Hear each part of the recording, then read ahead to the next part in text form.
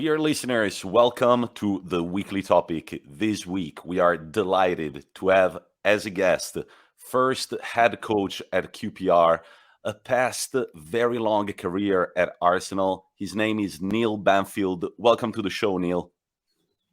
Thanks for having me, guys. Looking forward to it. And of course, he's here with us, Ruairi, who may have a few Arsenal-related questions for later in the interview.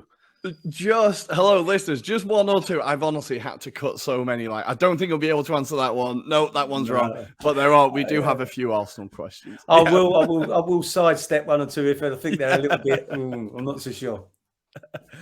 So, Neil, where are you calling us from today? I'm calling you from London, but Thaden is more Essex side of London. How's the end of the season going for you guys? I've got to say at QPR, it finished with a win. We was in a great position in Christmas into the new year.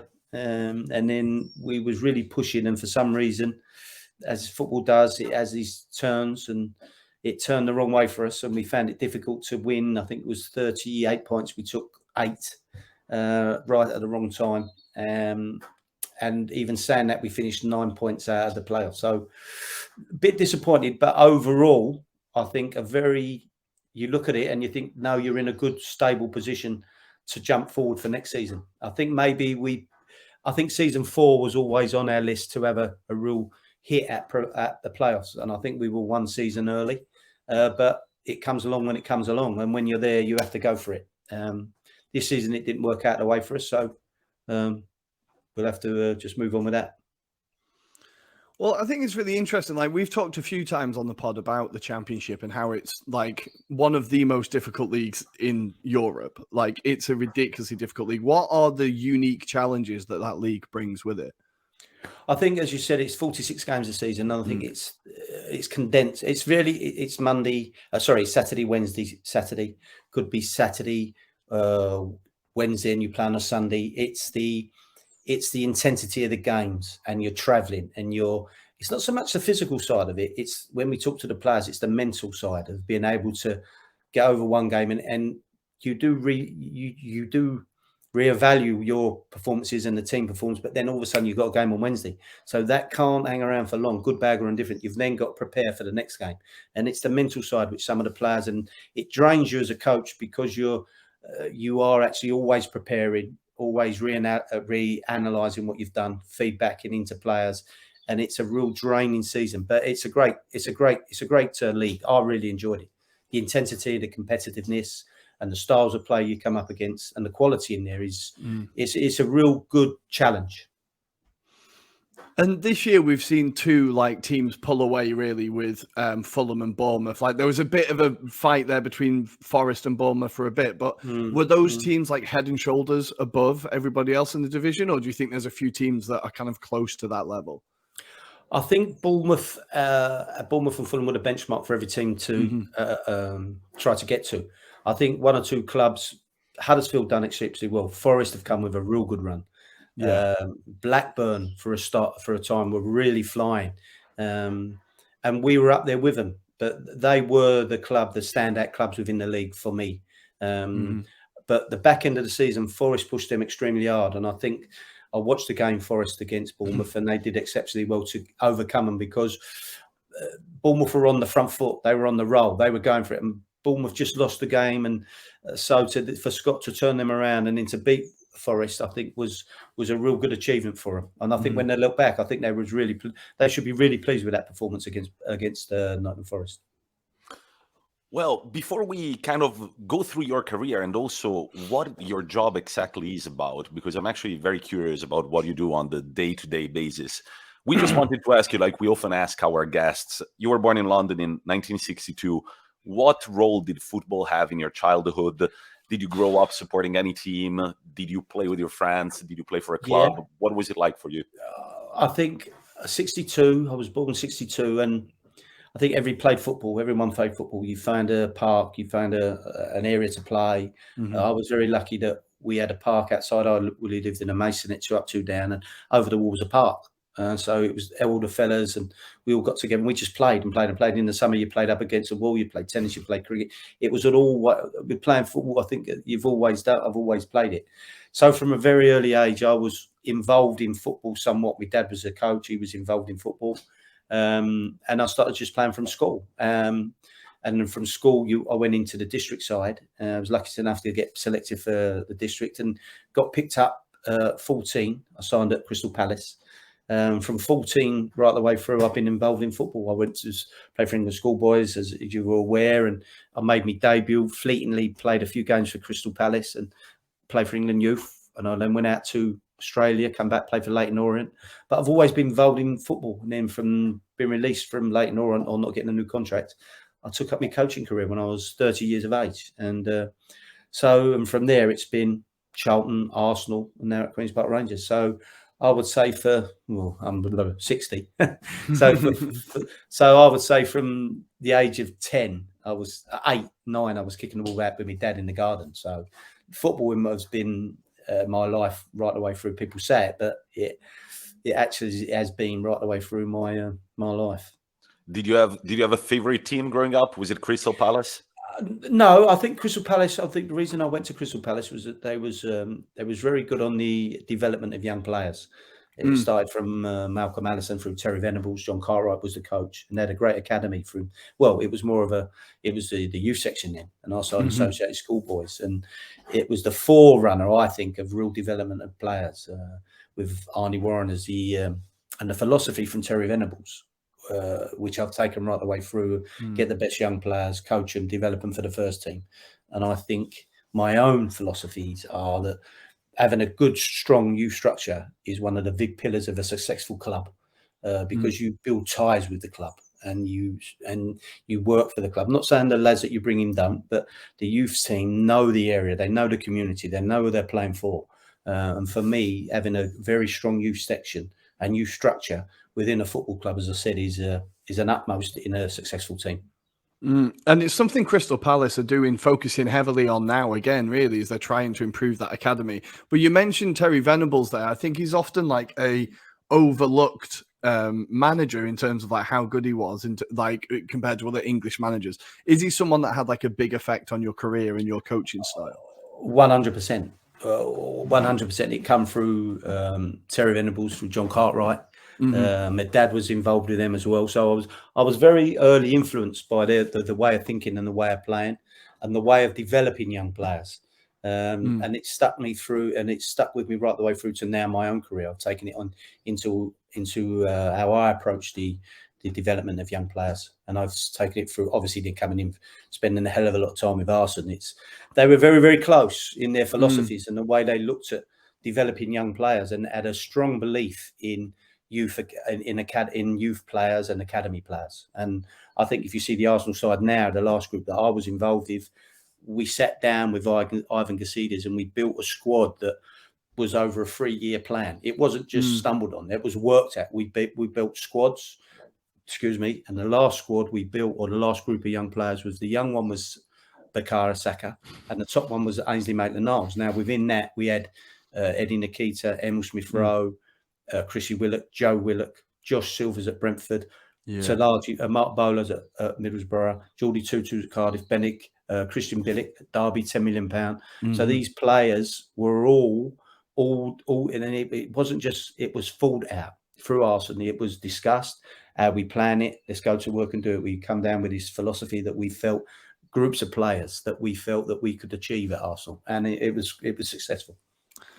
It is. I don't want to get into the Arsenal chat too quickly, so I'm just going to say, when you talk about the principles, when you're trying to develop a young player, what are the main principles that you look at, or what are the first things that you focus on that you think, right, once we get this, then we can figure everything else out? Well, we never looked we spoke with Arsene. I mean, it was never people seem to come away with this idea, oh, they kick the ball, they dribble lovely, they look a lovely ball. No, we felt that everyone has to have a standard of football. That was a non-negotiable for Arsenal, obviously. But within that, they had to then to come above the group. They had to have outstanding qualities. They had to be able to run quick. They had to they were skillful, or they was aggressive on the ball, or they were a good defender, or they was hard to get beat, or they would win the ball in midfield. For instance, we had a lad, when we was building this group, and I went training at the old Highbury, and there was one lad playing in midfield, and on the ball, you'd look not too sure if he's the Arsenal standard, if I'm honest, but he was great attitude. And then all of a sudden we played in the game and he tackled like a man. And that was Stephen Sidwell. That was Stephen Sidwell. Now, it's a quality that raises them above the group. You've got to look at all qualities, and we felt there's a level, and then there's a quality above that. Whatever they bring for East Mwamba, unbelievable attitude.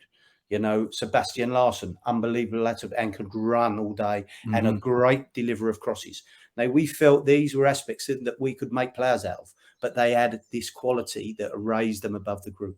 And then obviously you have the top levels, which are Jack and Cesc Fabregas and Ashley Cole and people like that. And even when you look at Abire at QPR now, Abire, Chrissy Willock, Ilyas Char, they've got this outstanding quality. Rob Dickey, great on the ball as a central defender. So, and I've tried to use that again within the philosophy at Queen's Park Rangers, and it's held us in good stead. Because remember, we had to be very selective at the time because we were up against Chelsea, who were becoming very, very strong, and we couldn't compete player for player for them. So we worked out a way that we can compete with them on the financial side, and often but we can also give them exposure early and good qualities.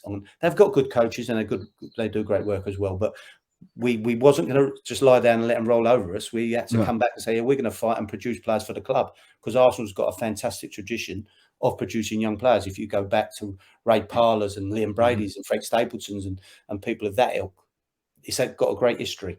And I think it's and it says that great history, young players, successful, not all the time, but they've won championships, they've won cups on a regular basis. And to me, I think there's a correlation where it runs together, you know.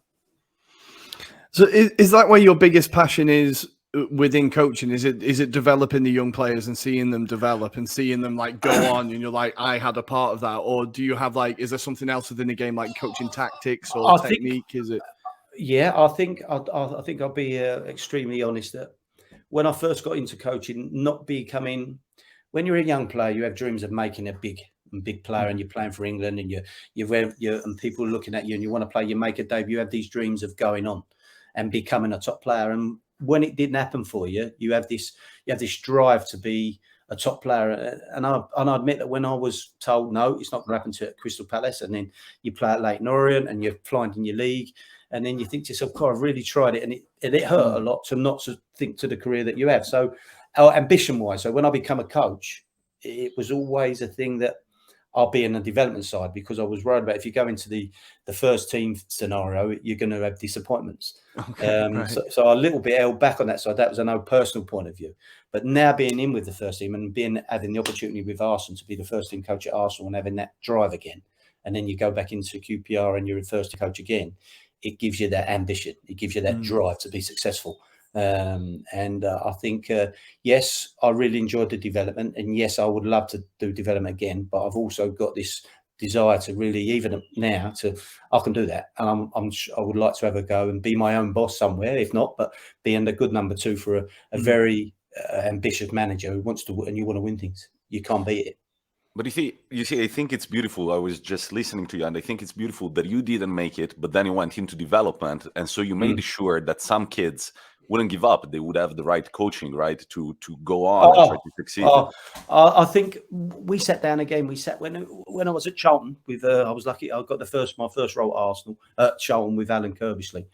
We said when you're developing players, I've always believed in you're not just developing players, you're developing people and trying to give them the best that you can, and honesty, because it's a hard life, and it's hard to crack it. But what we felt was we was never, ever going to try to use young players to make teams. We wanted to give everyone a fair chance. Might not be at your team, but our philosophy was one for Charlton, one for Arsenal, one for Crystal Palace, QPR.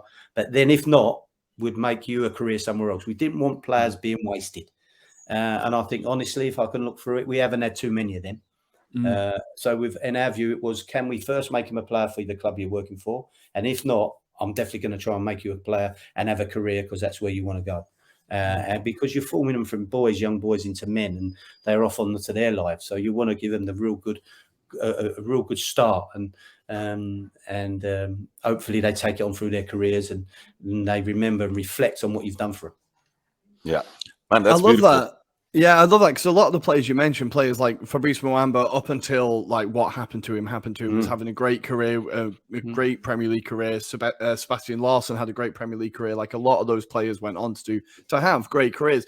Of the young players you saw at Arsenal, because you've dropped in Cesc Fabregas, Jack Wilshere, what's it like when you see a player that, like, because I remember watching Cesc Fabregas's debut and I couldn't believe that this guy who was basically a year older than me, 17 or whatever, was running Premier League midfield.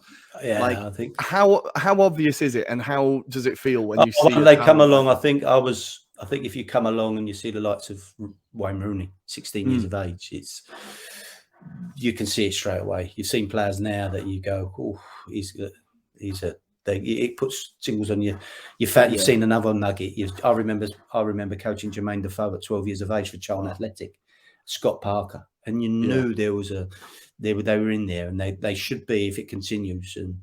And then you see like that. Jack was 16 years of age. We made an actual a track for him, a pathway to get him into with Arsene, and Arsene would come over and we'll get the players in, and as soon as you see Jack trying to cheer him, as soon as they pass to him, you know he's all right. And then there's signals that they give him, and you watch them, and they play to him and give it to him and give him back at the right time, and they give it him again, and you're up and running. You know, yeah, it's you can see it, and they're just the way they how can you put it? The way they play the game or run the game. You know, you can see this.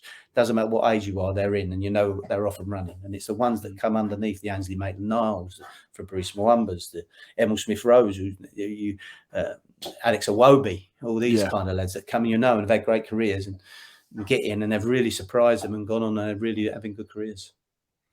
Yeah, and going back to what we were saying about your career, then you go into first team coaching, and it feels like, you've already got a lot of experience with the youngsters, especially, but you've got a lot of experience. You feel like you're ready, you go.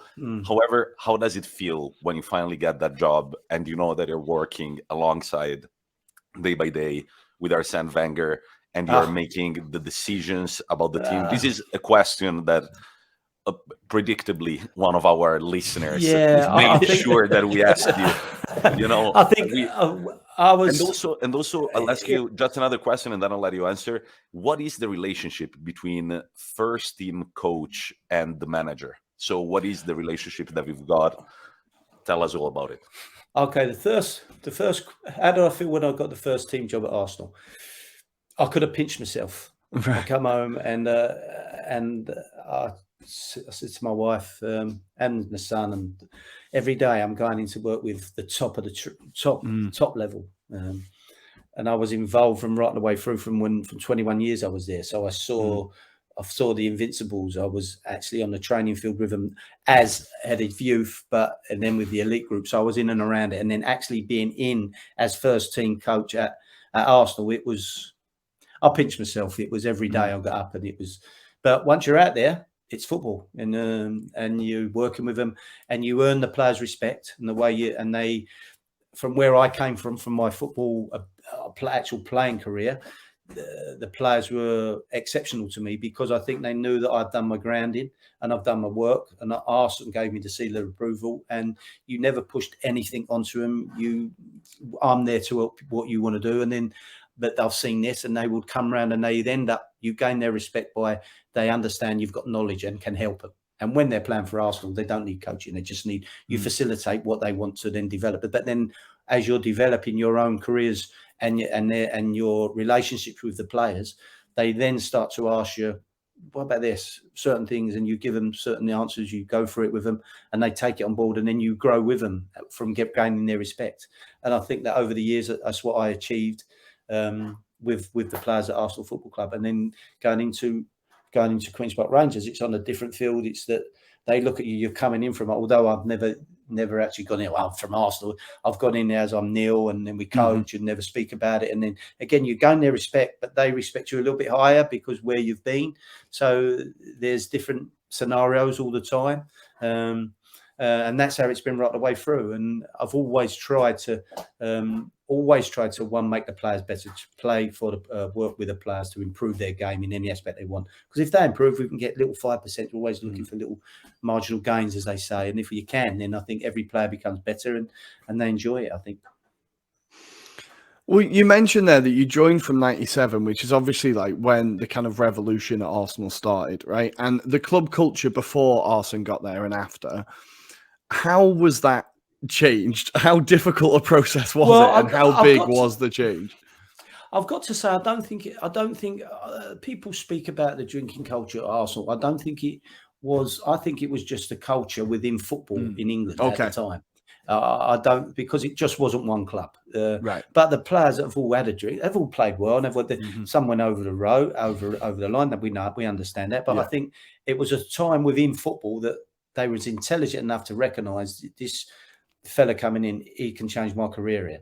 And I think the Premier League was starting, and there was finances coming in, and the players who were playing, they were good players, but very intelligent players, and they could see that the Premier League starting to develop, and their wages are starting to come up, and someone can come in and give them, extend their careers by 5 or 6 years, and they would go into money that they would never dream of. And I think it was at all the right time. I think it fitted. Some things just come along and fit, and Arsene come in with new ideas, and you can approach this different. You can stretch, you can cut out a bit of this and eat a little bit better, do a bit more stretching. You're going to prolong your career. You're going to have a more career. And they bought into it, and it was successful in the way they played.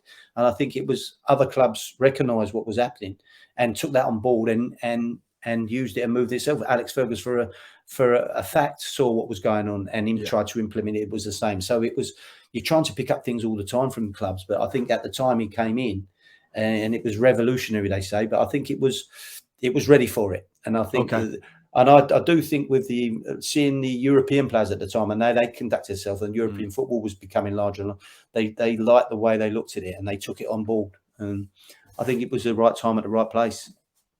But great information, by the way he presented it, and the way he put it to the players, because they were all men, and they were double intelligent, and they took it on board.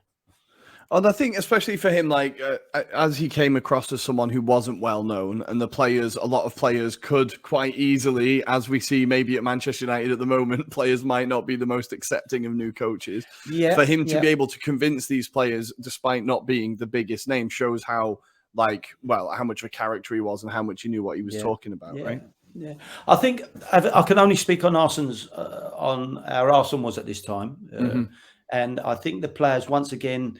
I think where I referred to myself, where I walked in, I think it was Arsene, and I think he was very quiet, very determined, had a very strength about him. People felt his strength. They felt his strength and felt his desire to do well, and he was ambitious and very, very knowledgeable. And I think once again, the players bought into it. He bought in Patrick, he bought in Thierry, and players are not fools. And when you bring in good players, then all of a sudden it started to gel, and the information, he wasn't overbearing. He would give them the freedom to breathe and play and express themselves. But then he started to tighten them up, and as it said, they had a great back 4-5 really. And I think Arsene and again with Arsene, he was very quick to recognise how good it was, and he added to it. So I think that it was a good mix at the time. But I think the way he came in, the way he approached it, and the way he is Arsene, I think it was first class the way he went about it. I wanted to ask you a question that might sound a little dumb, but out of all the goals that you've seen from the touchline at your time at Arsenal, is there one where you really celebrated like you'd never done before? One that you celebrated more than the others? I think Thierry Henry at the Bernabeu when he opens up and puts it in the semi-final. I ran around my house like an idiot when that goal went in. I think there's been moments through the whole lot. I think when you had the World title at Manchester United, I think when we won at Tottenham, I think because the whole occasion had built up. When Tony Adams scores against Everton, and Bowley puts him through and he volleys it in, and the captain stands up, and there's been moments that I've been elated and the whole family have got up and shouted at the television or in the stadium. obviously I think there was one game, there was a cup final at Cardiff, Patrick Vieira, who played Man United. Wouldn't say we had our best game. That was a very lucky day. A very lucky day. But for me, I felt he played them, and he drew us through that, and he put the penalty away, and it was emotional games. Individual goals, I think Robin van Persie, the one at Charlton, when he comes in and volleys it, I think that one sticks out. Yeah. Goal, and Thierry's again when the volley from Man United again when he gets it in turns and he puts it in. There's been some Carno at Chelsea when he dribbles around the far post and he bends it around. I think we beat him 3-2, 4-3 at the bridge. There's been quite a few moments that you have to say. I think a very good one where I was up screen. Well, I was in the director's box. I think I was coach at the time. Was Arshavin against Barcelona. When he comes in and he puts that one in. It was feelings, that emotions you can't dream about, and I've been ever so lucky to be part of it. Oh my God, Rory, you have no idea what I'm Rory's just realizing going through that right you now. were there for all the iconic moments that I'm thinking of. Like you were I've got to say, so to my son Josh, he said, look, obviously I've been in the background a lot and I've been head of coaching. I've been very fortunate with Liam, head of coaching, head of the elite group. Arsene invited me in to be first team coach at Queen's Park Rangers. At Arsenal. And he said, you were in it, Dad. You were there. You were actually, and you sort of like go, yeah, I was. I was in the dressing room at Everton when Arsene's come on, lads, and he made rousing speeches, and and he threw some paper in a bag, and the team of you get some paper, he threw it in a trash bin, and he missed, and they've all walked out. He's gone back and picked the paper up and put it in the bin. That's Arsene. He's fantastic. He was fantastic, and so, but being there so close, so close to it, you don't appreciate until you step away and you think, bloody hell, yeah, I was right there at that time, and then you start to remember the occasions that we had when we won the double, the invincible team. Fantastic times. And you directly contributed to that happening, which is possibly even more than saying I was there. I was part of it. I was part of it. The early part of it, I was more within the development with Liam Brady. I was the head of the academy, but worked with Arsene, and when he invited us over with the first team we watched, so I was around it. I was part of the all the team, and then be invited to take the elite group with him, and this is when we developed these groups to become. It was like the reserves, but we went into elite group because I said we had a discussion of why I wasn't too keen on taking it, and we formed these elite groups. This was again Arsene's vision and my vision with the technical committee. Baldy was involved with it, and so we sat down and worked it out, and it went forward like that, and then to even be asked to be first team coach. And so I was always driven by Arsene. Arsene would ask your advice, and we'd watch games with Bora Purinrak and Baldy and I and Pat Rice before that. And it was a real good time. And looking back, you hope that you had some little input into now and again saying, listen, let's do that and look at that, and having a little bit of an input in with it. Yeah.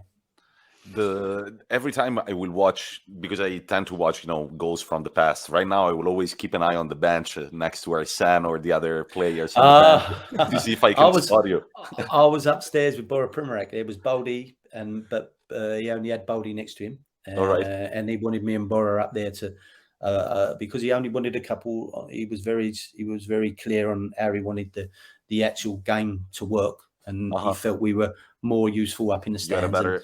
You had a better view oversee, and you come in, and at half time we'd have a quick chat, and Harry would feel it. And if I'm honest, it was Bora driving that, and I'd speak with Bora and obviously Steve, and because he was very close with Bora. But the relationship with Bora and I was excellent, and we would speak, and so everything we would say and we'd discuss prior to speaking to Arsene. I let you go, Rory. Sorry. No, sorry. And you talked about his halftime, like you've seen the halftime rousing speeches. Now I've heard that like sometimes he would just leave the players to like sit for 10, 12 minutes, just think. Was Arsene Wenger capable like giving a hairdryer? Like there's a few games where I'm thinking maybe at halftime he kind of lost his temper, but at the same time I can't imagine Arsene really doing that. No, I've got to say he was very calculated, and everyone, I think the players knew what he felt when he walked in. And again, when you're dealing with internationals, they know. But he was very methodical in how he approached the game, very calm and very thoughtful on his on his speeches and his talks with the team, and he would never speak too aggressively to the team, but intently on a Monday. But he would review back, and but there were times he was disappointed, like we all were. But there was none of the air dryer at all. No. I kind of like that. I think that kind of sticks with the image I have of Arsene in my mind. Well, we've had a few questions. So you, if I can, sorry, if I could, I think, but the players, he would let the players know in no uncertain terms how he felt if they wasn't performing what he expected. There was never control. There was never ever what the word? There was never a real. I think they really respected him, the manager, and so when he spoke, they realised that they've let him down, and it was a bit like letting someone down who you really like. They felt they'd let him down, and so because he was so good with them, and he was so. It was all about the players, which is how it's got to be, and. No, there was never ever a real confrontation with that, and it was all speaking as men and adults. And if he had a conversation, he would speak on their own to him and discuss what he felt with them. Nice. We've had a few questions from listeners talking about, because you were on the training pitch watching these players train every day. Did you see moments that you wish they could have reenacted on the pitch? Like I remember I went to a fans day at Highbury, and the players were training there one year, and the players were just trying things on the training pitch. You thought they'd never do that in the game. Like, what things would you see from the likes of Thierry Henry that you thought, like, did you see extra? No, I think what you saw from Thierry, you saw him on the training on the pitch. He was. I think that Thierry was. How do you describe Thierry Henry? One of the best players you've ever seen, and absolutely. And there was things. There's not many players. I think you come through your whole career, and I think, in my own opinion, that if he wanted to score, he would score.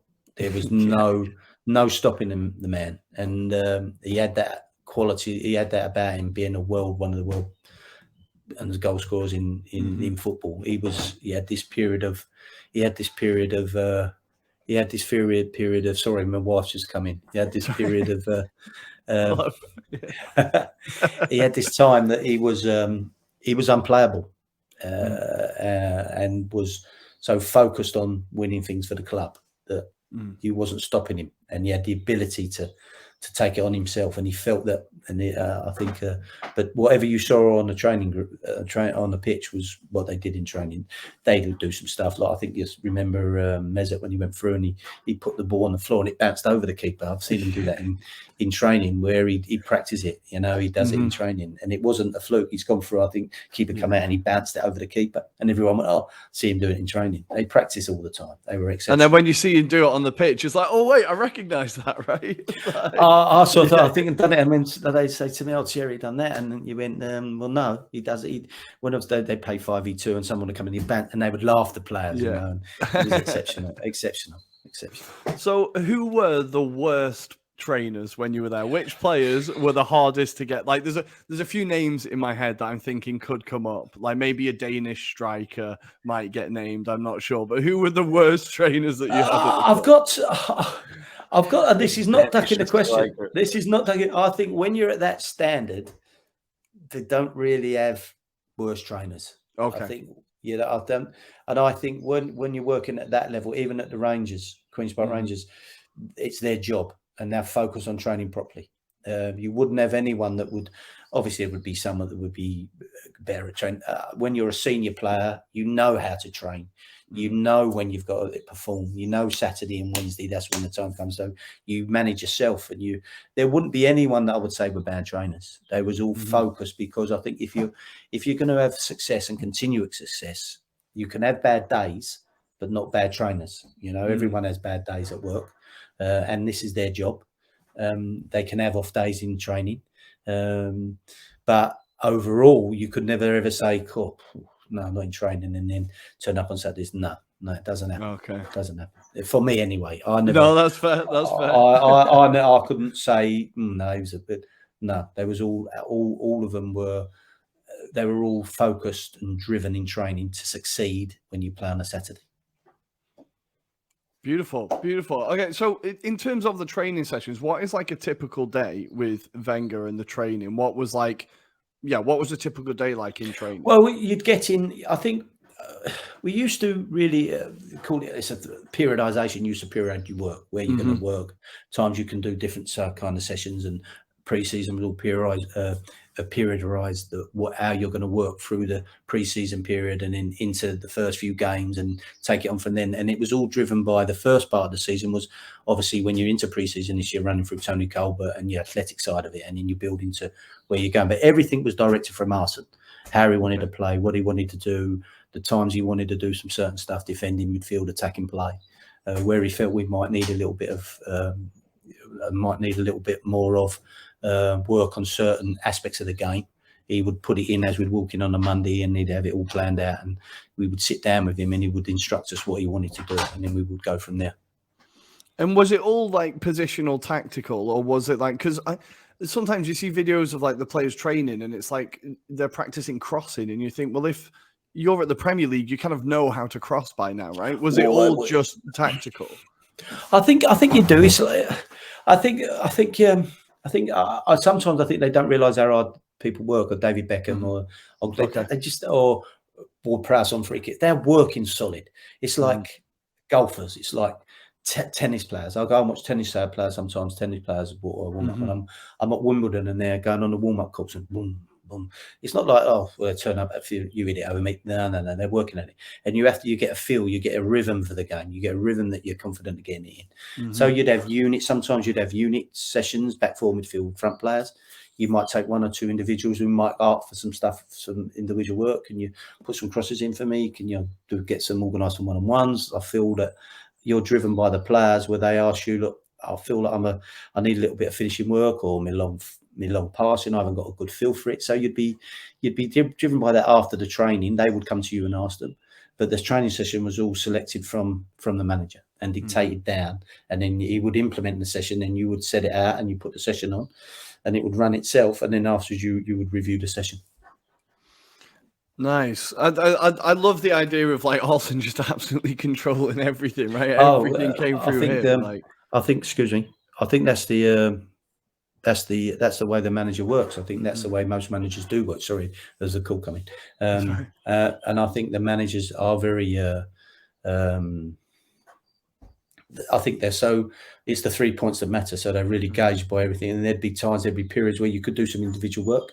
And he would say, Neil, can you take this, a unit or with Baldy and I and Borough, and we would do some crosses or some finishing or some defensive, load of defensive work, back four work, midfield work. So, but it was all gauged by watching how he felt the team were going, where we needed to work, and in discussions with the players as well. We spent a lot of time speaking with the senior players and most players as well, and how you feeling, and got the vibes off of them, and then and if they mixed, and he would put it to them, and they would go from there. All structured though, very, very much structured. Is it one of the most important things you think in a successful training session organization, like having the drills ready to go, the players are informed, everything flows one after the other? With what you've just said, flow, organisation, structure, without a doubt. I think wherever you work, or where you work, I think you've got structure, organisation, and how your flows. I think them three key areas are key for me, and I think that goes in most jobs. I think if you look at most jobs, you like a structure, you like to be organised, you like the flow of the work, the way you're going, and I think that not just in football. I think it goes in many spheres of the working industries. So you said before that when you look back at it, you're like, wow, I worked with the top of football management, world of football management in history, with Arsene Wenger.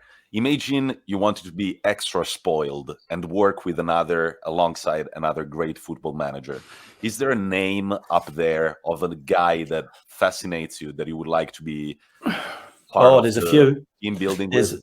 There's a real few at top level. I think you look at lots of Klopp, Pochettino, Mourinho, the Manchester City, Guardiola. They're fantastic, and just to spend some time with them and to listen to them speak. But you see things out there working, and I know it's very similar to how Arsene worked, and how Arsene did it. Because you can see how they're playing and how they're training and they're working. Julian Nagelsmann, and there's a I can't picture his name. In Argentina, there's one coming along. and he looks very interesting. Obviously, the lad of Atletico Madrid, they're great to have picked their brains. Carlo Ancelotti, great managers. And I wanted to ask you something, since you just mentioned one of the great names, Klopp. Right now, I'm just free rolling, we're not following a structure anymore, really. But the other day, there was this, we were commenting on our podcast, the fact that after Klopp played Tottenham, he said, if I had the players that Conte has at Tottenham, I would make them play in another way. I know this is my personal problem, but I cannot stand when teams just play defensively trying to get a counter. And this is part of a broader debate that I've noticed recently across football journalism in general. Either you play the most beautiful football and you play football the right way, or if you try to adapt also to your characteristics, a la Simeone, a la Conte this past weekend, people say that you're basically killing football. What do you think about this sterile debate? I don't think about killing football. I think everyone's got their how you want to get to something, and it's your own personal ways of how you want to how your team to play. And I think someone come up with the idea that they want to win, and they've got to. By the way, this is Carol. She's trying to get into the conversation. Hello. Hey, nice to see you, Carol. yeah. Excuse me for that. It's fine.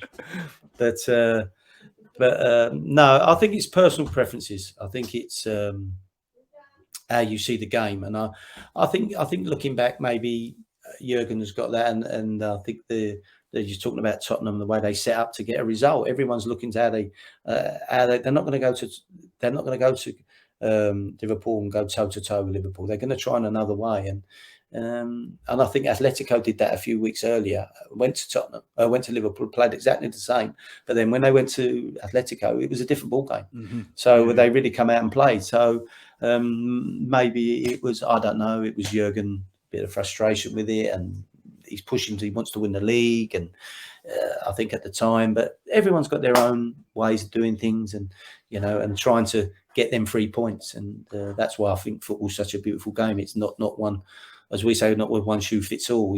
It's everyone's got their own ways of getting to the peak. To his credit, I have to say that after you play both Simeone and Tottenham this way in the space of 3 weeks, maybe you got wound up a little bit. You're just like, come on, guys, you're doing it again. especially when you do it with Atletico, where the masters at it. You're talking about the Tottenham. The manager's come from Chelsea, won the Premier League. He's won the Scudetto in Italy, and then you're talking about Atletico Madrid. They've been champions in. They're fantastic managers. So, I think it's probably just a little bit of I didn't win. Frustration. Frustration. Absolutely. Yeah, without a doubt. So because we're kind of running out of time, so we're gonna just focus fully on Arsenal now. I'm just gonna start asking all the questions. Here goes the Arsenal train. That I've been holding in. So we talked about there's no bad trainers. Which players do you think set the style? Which players did you see and you were like they were the most demanding of their teammates? And they set the standards. Thierry Henry, Dennis Bergkamp when we first started. Tony Adams, I said it, and then you go through Gilberto, Mikel Arteta, Lorraine, Thierry, as I said to Patrick. They drove the sessions. They drove the sessions on to what they were going to achieve. They knew when the sessions were really more intense than other sessions where they could be a little bit loose, but they knew when the time was right, and they drove. You've got to have players of that ilk in the sessions that really drive it and push it on. And when, obviously that group of players are arguably the greatest set of players that Arsenal have ever had, Thierry Henry, Vieira, that Invincibles team. When Wenger said the season before that we could go unbeaten, and then it happened. How did it feel being on the training ground when it felt like this could actually happen? We are. Well, I think that's a bit of a cliche, but you get into you take one game at a time, and you start off. And I think we were close the year before, and I think you had a feeling. And I think when you're in a successful group, you get the feeling. You can't put your finger on it, but you know that. I think Liverpool are seeing it now. They can feel this. It's building to go to the quadruple. Whether they get 3 or 4, it's a fantastic achievement. What they've done just to win one of the trophies is outstanding. So, but you build this momentum, and I think when you're in it, you don't really know where you're going with it or what you've got, but you can feel it. And I think there was an atmosphere around the club at the time and around the squad and the manager that there was a belief, and we kicked off well, and there were some performances, but they gritted it out and they won every way. I think I've listened to Ray Parlour say there were some games that they were a little bit lucky, but they made their own luck. They went the extra yard, and then it builds into having a season where you think all of a sudden it turns up, and people say, because I think at the time they talked about winning the league, and then when you're winning, you're focused on winning the league and winning cups, and then being an invincible. I think people weren't really focused on that underneath. Yeah. I think it was winning at the time, winning the league, and then that came along with it. And I think it just builds and builds and builds through the time. You just sense a sense of something's happening within the club, the way the club are. And I think when you get it started as anything, once you get a big move in, it's hard to turn it around. A big juggernaut moving that's going towards success, it's going to go there. It might go off of course now again, but it gets back online on the way, and you reach your goals without a doubt. And of those players, now, Kolo Touré was around at that time. Were you there for the Kolo Touré trial? Because yes, I've heard stories about his trial and how. Just tell us about it. I think I could best you could Kolo, should we say enthusiastic? Yeah, he was bright-eyed.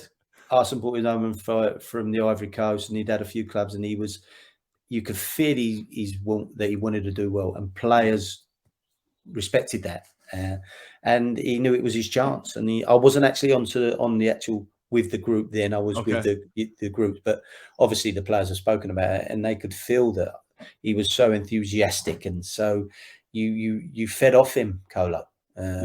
And that's what he brought to the squad. And in the training session, there was no stopping him. He was going to go, and he wanted that opportunity. And he maybe looks back, but they loved him for it, and it was what it was, Wait. I don't know the story about Kolo Touré. So the story, now, I don't know how true it is because it's been passed through God knows how many people, but the idea is that he eventually ended up slide tackling Arsene Wenger on the touchline. I've got to say, I didn't actually see him slide tackle, but I have heard that he slide tackled, whether it was a slip and he fell over. But I think everyone was so enthralled by this Kolo Touré coming in and his enthusiasm and wanting to do well, that he just took it to the nth degree. So I wouldn't deny the story, but I think as stories go, everything gets bigger and bigger. But well, that's it exactly. I think the one thing with Kolo, sorry to cut across, it was go on.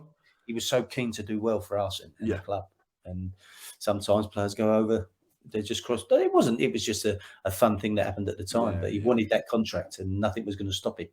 Yeah, well, I honestly think pound for pound, he's one of the best signings Arsenal ever made. It's so underrated how good a player he was and where we got him from. Absolutely, from what he achieved and what he's done, and he's taken on now. He's coaching with Leicester, and he's doing a great job down at Leicester as well. And and I think he'll have success in that, because whatever you can say about Kolo, one thing, he's enthusiastic and he works hard. And if you've got two of them. We were talking about what you've got, and he's got enthusiasm and willingness to work. I think he's got a chance, I really do, to be a real good coach within football. Nice. Yeah, I really love Kolo. And so a lovely man, great man, really nice man, really warm. He looks super friendly. I genuinely would love to meet him. He is super friendly. So to kind of wrap up, we're going to take it full circle and kind of go to the youth development now going on at Arsenal with Hale End. It seems like it's having a real boom at the minute. You mentioned you saw Bukayo and Smith Rowe and these players come through. Now, Saka is the most excited I've been about a youth player since Cesc, I think. In terms of how good this guy could be.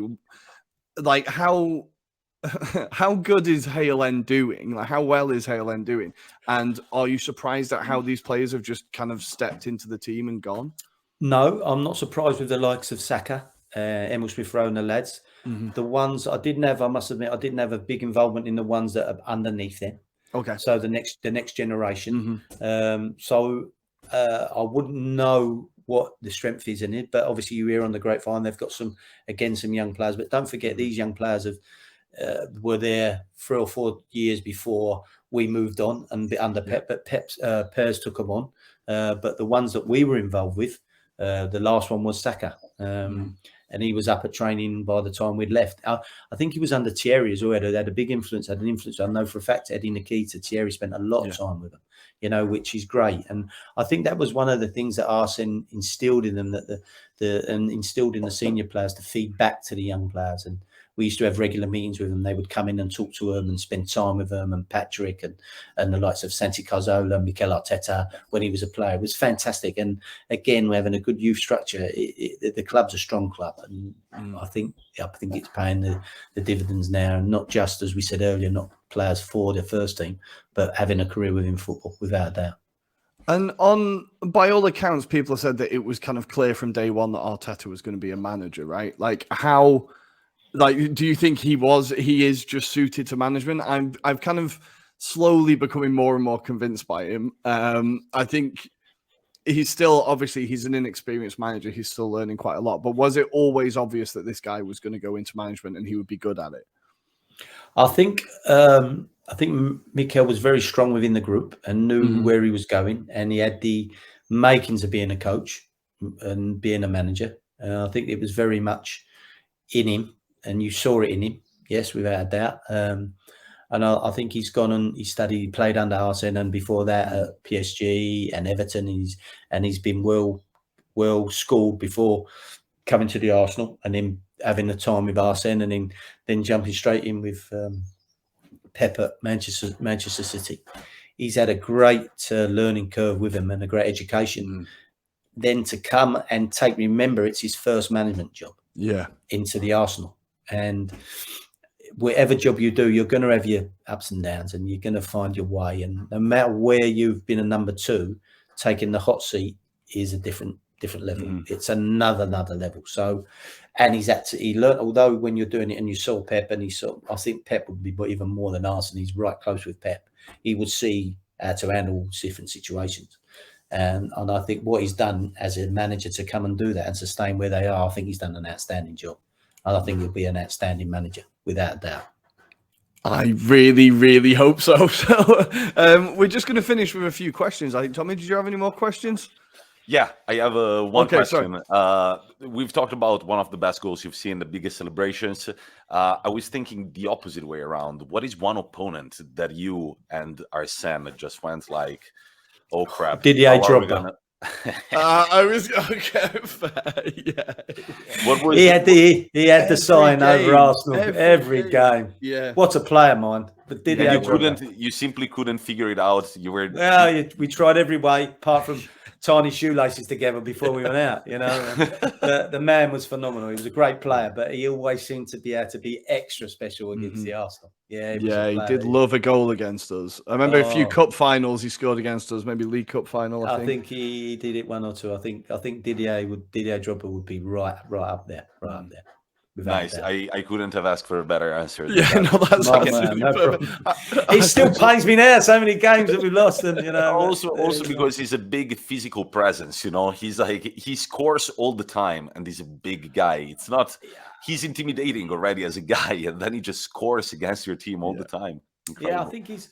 He's a big guy, but he's a good footballer as well. I don't think they give him the credit. What a good player he was, a footballer. You know. Oh yeah, absolutely. You know, I think he's very underrated, along with a very strong physical presence, but he was always one that who's good. First goal, Drogba.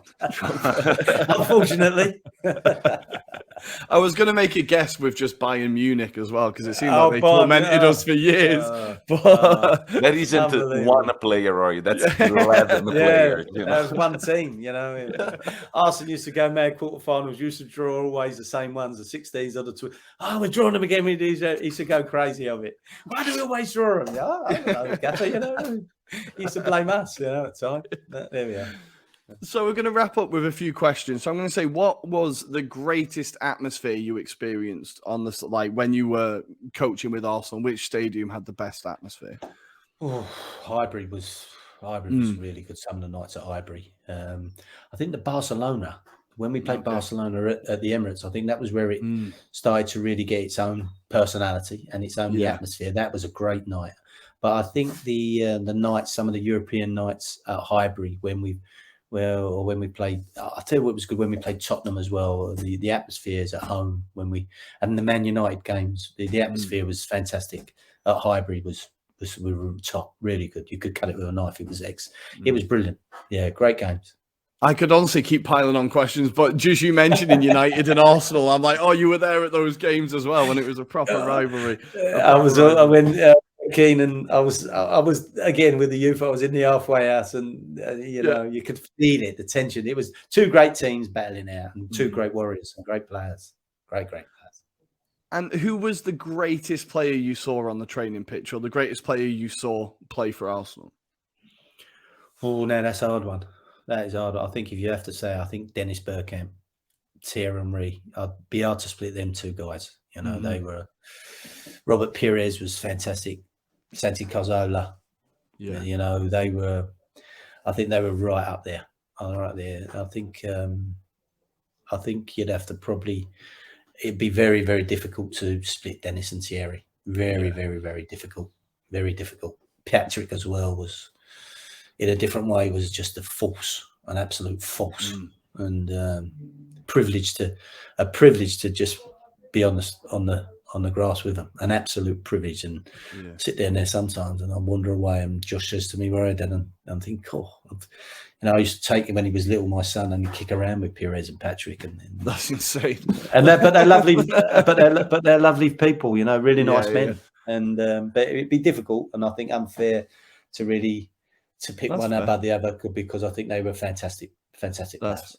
Beautiful. And the last question is going to maybe be impossible to answer, but the greatest game in your time at Arsenal, the game where you're like, right, that was the best one, the one I enjoyed the most.